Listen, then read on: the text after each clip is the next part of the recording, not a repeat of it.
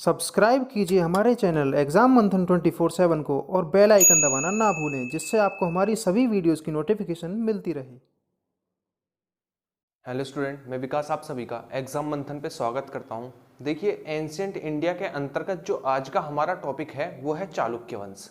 इससे पहले हम चेल, चोल और पांड्यों पर बात कर चुके हैं, जो कि हमारे दक्षिण भारत के इतिहास के अंतर्गत आते थे। ये भी हमारा दक्षिण भारत का इतिहास ही है, ये समझ लीजिए। वो पार्ट 1 था, ये पार्ट 2 है, ठीक है ना। उसमें हमने एक ब्रीफ डिस्कशन किया था चेल, चोल और पांड्यों के ऊपर, ठीक है। एक अच्छे से डिस्कस किया था और ये टॉपिक ऐसा था जिससे एग्जामों में क्वेश्चन पूछे जाते हैं, इसलिए हमने उस पर बात करते हुए चले थे। वो टॉपिक कवर करना जरूरी था, ठीक है। लेकिन जो आज का हमारा टॉपिक है वो है हमारा चालुक्य वंश। अब इन वंशों को अलग अलग पढ़ना भी जरूरी है, ठीक है। जैसे कि हम पल्लव वंश को पढ़ चुके हैं दक्षिण भारत के इतिहास के अंतर्गत, चेल, चोल, पांड्य को उसके बाद हमने पढ़ा, और जो आज हमारी बारी है वो है हमारी चालुक्य वंश। और इसके बाद जो आता है हमारा नेक्स्ट वो है चोल वंश, ठीक है। उसके बाद हमारी एंशिएंट इंडिया कंप्लीट हो जाती है। यदि कुछ छूट भी जाता है तो उसे हम आने वाले लेक्चर्स के अंतर्गत, जैसे कि कोई मास्टर वीडियो में लेकर आऊंगा एंशिएंट इंडिया की, तो उसमें हम कवर कर लेंगे, ठीक है। एक या दो मास्टर वीडियो लेकर आनी पड़ेंगी एंशिएंट इंडिया की, क्योंकि बड़ा पोर्शन है, तो उसमें आपका रिवीजन हो जाएगा अच्छे से। एग्जाम टाइम में केवल और केवल आप उन वीडियो को देखकर जाना काफी रहेगा, इतना मैं उसमें कंटेंट डाल दूंगा, ठीक है। तो आइए आज का टॉपिक हम शुरू करते हैं, जिसके अंतर्गत हम पढ़ने वाले हैं चालुक्य वंश। आज चालुक्य वंश को कंप्लीट करेंगे और साथ के साथ समझते हुए चलेंगे कि किस प्रकार इनसे क्वेश्चन पूछे जाते हैं, ठीक। जैसे कि सबसे पहले हम बात करें कि राजधानी क्या थी, तो इनकी राजधानी वातापी या वादामी थी। देखिए, चालुक्यों को 3 भागों में बांटा गया, वादामी के चालुक्य या फिर वातापी के चालुक्य, दूसरा गुजरात के चालुक्य, तीसरा वेंगी के चालुक्य। लेकिन जो इनमें से मुख्य थे वो थे कौन? वो थे हमारे वादामी या वातापी के चालुक्य। इन्होंने ही अपने गवर्नर रखे गुजरात और किसमें? गुजरात और वेंगी में, ठीक है ना। कल्याणी के चालुक्य जो आए वो राष्ट्रकूटों के बाद आए, उन्हें हम समझते हुए चलेंगे। लेकिन आप मुख्य जो धारा थी चालुक्यों की वो थी हमारी वादामी या फिर वातापी के चालुक्य, ठीक है। जैसे कि राजधानी इनकी वादामी या वातापी, जो कि कर्नाटक में पड़ती है, इस वाले क्षेत्र में थे कौन? वातामी या वादापी के चालुक्य, ठीक। नेक्स्ट हम बात करें ये किसके सामंत थे, यानी इनसे पहले किनका राज था, तो इनसे पहले कदम वंश का राज था। तो पूछा जाएगा कि चालुक्य किसके सामंत थे, यानी किसके बाद चालुक्यों का शासन शुरू हुआ, तो उनसे पहले किसका शासन था, तो उनसे पहले कदम वंश का शासन था, ठीक है। यदि बात करें प्रमुख राजा, तो प्रमुख राजा में सबसे पहले आपको याद रखना है पुलकेशिन प्रथम। पुलकेशिन प्रथम को अभिलेखों में हरित पुत्र या फिर क्या कहा गया? मान्य गोत्र कहा गया है, ठीक है ना। हरित पुत्र या फिर मान्य गोत्र कहा गया है किसको? पुलकेशिन प्रथम को। किसमें? अभिलेखों में। तो पहली चीज पुलकेशिन प्रथम से आपको याद रखनी है कि पुलकेशिन प्रथम जो संस्थापक थे किसके? वादामी या वातापी के चालुक्यों के, ठीक है। चालुक्य 4 शाखाओं में थे, चालुक्य 4 शाखाओं में थे, इसलिए कंफ्यूज नहीं होना, आपको याद रखना है पुलकेशिन प्रथम वादामी या वातापी के चालुक्यों के संस्थापक थे। और इनको अभिलेखों में क्या कहा गया? हरित पुत्र या फिर मान्य गोत्र के नाम से जाना गया है। नेक्स्ट हम बात करते हैं, इनके पुत्र थे कीर्तिवर्मन, उसके बाद आए मंगलेश, उसके बाद आए पुलकेशिन द्वितीय। तो आपको इनके नाम याद रखने हैं। क्वेश्चन इस प्रकार पूछा जाएगा इनसे कि कीर्तिवर्मन किस वंश का शासक था, तो चालुक्य वंश का शासन था। मंगलेश किस वंश का शासक था, तो चालुक्य वंश का शासक था। यदि बात करें उसके बाद आए पुलकेशिन द्वितीय। पुलकेशिन द्वितीय से सबसे ज्यादा क्वेश्चन पूछे गए हैं पूरे चालुक्य वंश में। किस प्रकार? आइए बात करते हैं। सबसे पहला तो इन्होंने हर्षवर्धन को हराया था नर्मदा नदी के तट पर, जिसका उल्लेख ऐहोल अभिलेख में देखने को मिलता है, ठीक है। ऐहोल अभिलेख की रचना रवि एट्टी या फिर वत्स भट्टी ने की थी, ठीक। बात करें पुलकेशिन द्वितीय ने हर्षवर्धन को हराने के बाद एक उपाधि धारण की, उसका नाम था परमेश्वरम। किसकी? परमेश्वरम की उपाधि धारण की। किसको हराने के बाद? तो हर्षवर्धन को हराने के बाद नर्मदा नदी के तट पर, और इसका उल्लेख ऐहोल अभिलेख में देखने को मिलता है, और ऐहोल अभिलेख की रचना रवि एट्टी या फिर वत्स भट्टी ने की थी, ठीक है। नेक्स्ट हम बात करें, इन्होंने एक और राजा को हराया, पल्लव राजा, जो कि मैंने प्रीवियस वीडियो में आपको पढ़ाया था। उन पल्लव राजा का नाम क्या था? तो उनका नाम था महेंद्र वर्मन प्रथम।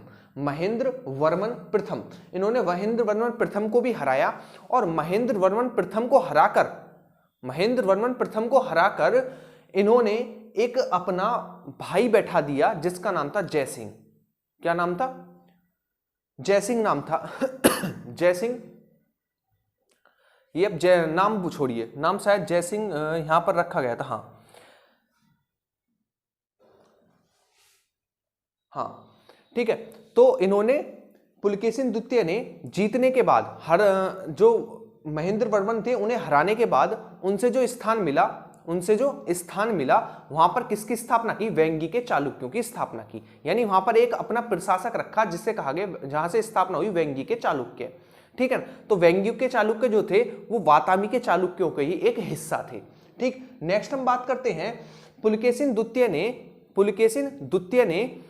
द्वितीय को, ठीक है ना, नरसिंह वर्मन प्रथम ने हराया था। पुलकेशिन द्वितीय को नरसिंह वर्मन ने हराया था। नरसिंह वर्मन प्रथम किसका बेटा था? तो महेंद्र वर्मन प्रथम का बेटा था। उसने अपने बाप का बदला लिया और पुलकेशिन द्वितीय को हराकर वातापी कोड की उपाधि धारण की। तो क्वेश्चन पूछा जाएगा कि वातापी कोड की उपाधि किसने धारण की? तो वातापी कोड की उपाधि धारण की थी किसने? नरसिंह वर्मन प्रथम ने पुलकेशिन द्वितीय को हराकर। ठीक, नेक्स्ट हम बात करें पुलकेशिन द्वितीय के संबंध ईरानियों के साथ थे। ऐसा अजंता की गुफा नंबर 1 में इनका फोटो देखने को मिलता है जिसमें पुलकेशिन द्वितीय हाथ मिलाते हुए हैं किसके? ईरानी दूत जिसका नाम था तबारी।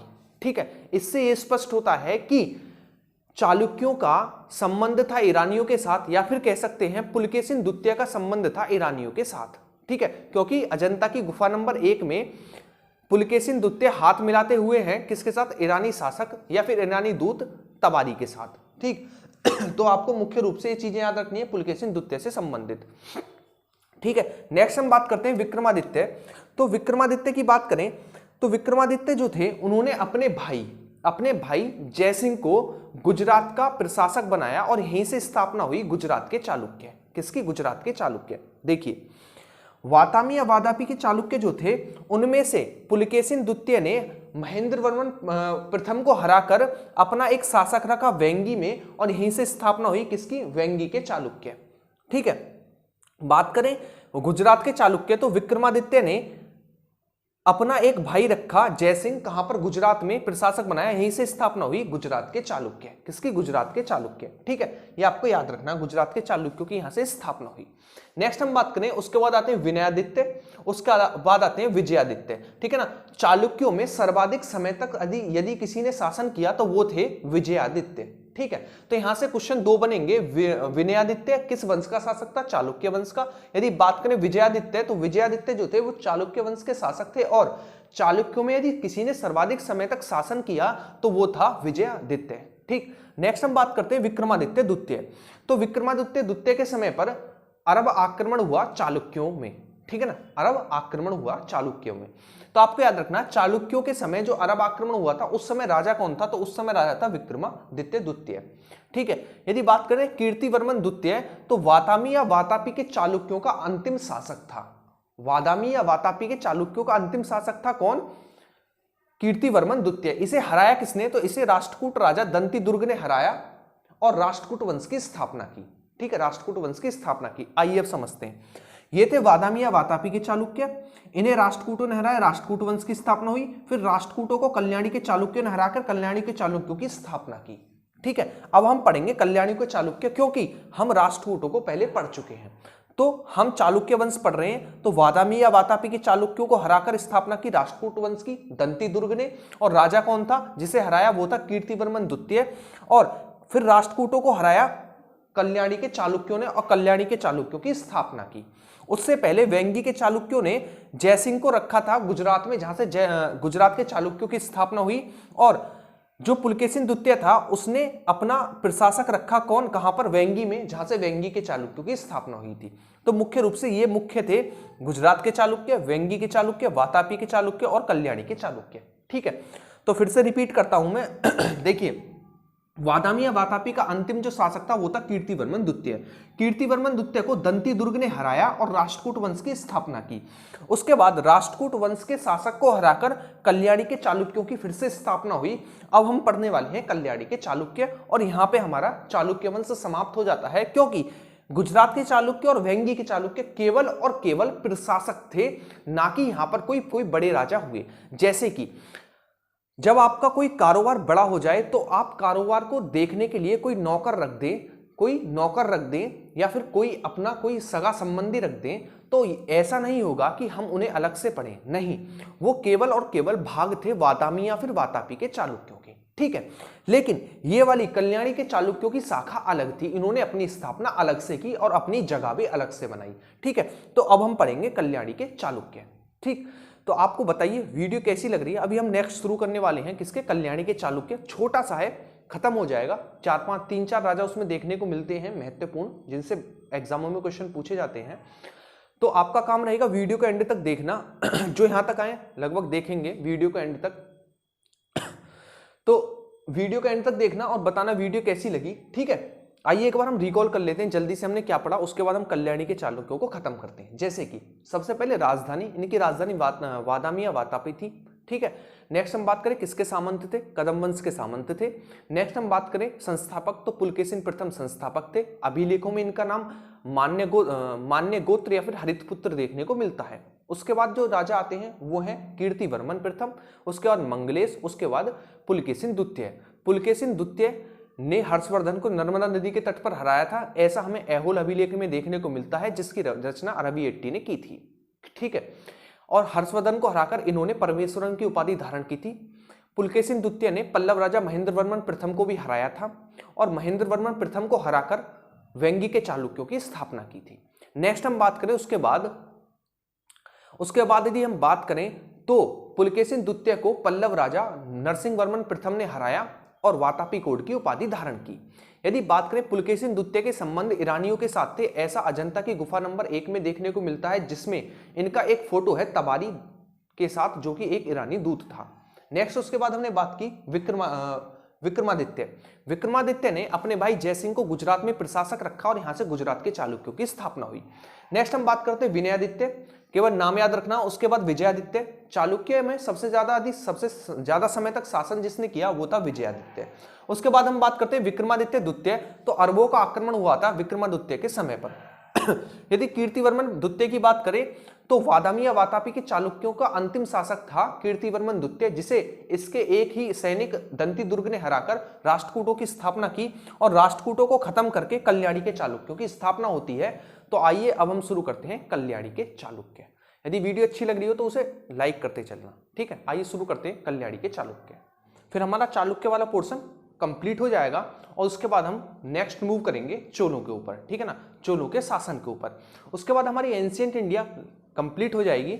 लगभग एंशिएंट इंडिया की 25 वीडियोस हो जाएंगी और कम से कम 2 या 3 मास्टर वीडियो मान लीजिए एंशिएंट इंडिया के ऊपर। तो लगभग 30 वीडियो आप मानकर चलिए एंशिएंट इंडिया के ऊपर ही जो आपको कवर करनी है। यदि जिसने पुरानी वीडियो नहीं देखी है तो वो सबसे पहले जाकर इस वीडियो के बाद जितनी भी पुरानी वीडियो है एंशिएंट इंडिया की उन्हें कवर कर लेना एक बार अच्छे से, ठीक है, कंप्लीट कर लेना। और नोट्स के लिए आप टेलीग्राम चैनल ज्वाइन कर लेना, ठीक है, जहां मैं नोट्स डाल दूंगा। जो हमारी बाकी की पीडीएफ है मैं वो डाल दूंगा जल्दी ही उसको ऊपर टेलीग्राम चैनल के ऊपर, ठीक है। तो आपका काम है केवल और केवल जो मेरी 25 वीडियो है एंशिएंट इंडिया की उन्हें अच्छे से कंप्लीट कर लेना, नोट्सों को डाउनलोड करके खुद बनाएं और कोई कमी लगे तो नोट्सों में से देखकर नोट कर लें, ठीक। आइए शुरू करते हैं। देखिए कल्याणी के चालुक्य, राष्ट्रकूट राजा कर्क द्वितीय को हराया तेलप द्वितीय ने और किसकी स्थापना की, कल्याणी के चालुक्यों की स्थापना की, ठीक है। तो क्षेत्र इनका वही कर्नाटक जो कि वादामी या वातापी के चालुक्यों का क्षेत्र था वही रहा, क्योंकि वादामी या वातापी के चालुक्यों को हराकर उनका क्षेत्र लिया राष्ट्रकूटों ने, फिर राष्ट्रकूटों को हराकर उनका क्षेत्र लिया कल्याणी के चालुक्यों ने। तो इनका भी वही क्षेत्र रहा जो कि वादामी या वातापी के चालुक्यों का क्षेत्र था, ठीक है। तो इनका क्षेत्र कर्नाटक। यदि सेकंड नंबर पर बात करें संस्थापक, तो कर्क द्वितीय को हराकर तेलप द्वितीय ने स्थापना की कल्याणी के चालुक्यों की। नेक्स्ट हम बात करें प्रमुख राजा में, तो कल्याणी के चालुक्यों से मुख्य रूप से 3 या 4 राजा ही हैं जिनसे क्वेश्चन पूछे जाते हैं, तो आपको केवल वही याद रखने हैं। जैसे कि प्रमुख राजा में सबसे पहले है सोमेश्वर प्रथम। सोमेश्वर प्रथम जो थे उन्होंने स्थापना की चालुक्यों की, स्थापना नहीं, मतलब इनसे आपको याद रखना है स्थापना की थी तेलप द्वितीय ने, लेकिन सोमेश्वर प्रथम से आपको याद रखना है कि सोमेश्वर प्रथम ने चोल राजा राजेंद्र द्वितीय को हराकर किसी युद्ध में हराया, कोप्पम के युद्ध में हराया। तो पूछा जाएगा कि राजेंद्र चोल या फिर राजेंद्र द्वितीय जो था उसे किस चालुक्य राजा ने हराया तो उसे सोमेश्वर प्रथम ने हराया, और किस युद्ध में हराया, तो कोप्पम के युद्ध में हराया। दूसरा क्वेश्चन बनेगा कि कोप्पम का युद्ध जो था वो किन किन के बीच में लड़ा गया, तो कोप्पम का युद्ध सोमेश्वर प्रथम और राजेंद्र द्वितीय के बीच में लड़ा गया।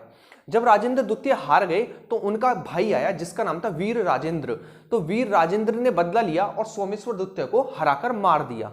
ठीक है, वीर राजेंद्र चोलों का एकमात्र ऐसा राजा था जिसने सोमेश्वर प्रथम को हराया और उसने रणभूमि में ही अपना राज्याभिषेक किया। तो आपको याद रखना है, एकमात्र ऐसा राजा चोलों का जिसने रणभूमि में अपना राज्याभिषेक किया वो था वीर राजेंद्र। और किसका भाई था, तो राजेंद्र द्वितीय का भाई था, जिसे सोमेश्वर प्रथम ने कोप्पम के युद्ध में हराया था। ठीक है, नेक्स्ट हम मूव करते हैं विक्रमादित्य फोर्थ। ठीक है ना, ये विक्रमादित्य फोर्थ है, विक्रमादित्य फोर्थ की बात करें तो 1076 एडी में विक्रम संवत की शुरुआत की थी। किसकी, विक्रम संवत की शुरुआत की थी किसने, विक्रमादित्य फोर्थ ने। इनके दरबारी थे विल्हड़। कौन थे, दरबारी विल्हड़ थे, जिनकी पुस्तक का नाम विक्रमांक देव चरित्र था। विक्रमांक देव चरित्र था। आप आसानी से याद रख सकते हैं कि विक्रमादित्य के दरबार में थे तो उनके ऊपर एक पुस्तक लिखी गई है विक्रमांक देव चरित्र। किसकी पुस्तक है, तो विल्हड़ की पुस्तक है। और विल्हड़ किसके दरबारी थे, तो विक्रमादित्य चतुर्थ के दरबारी थे।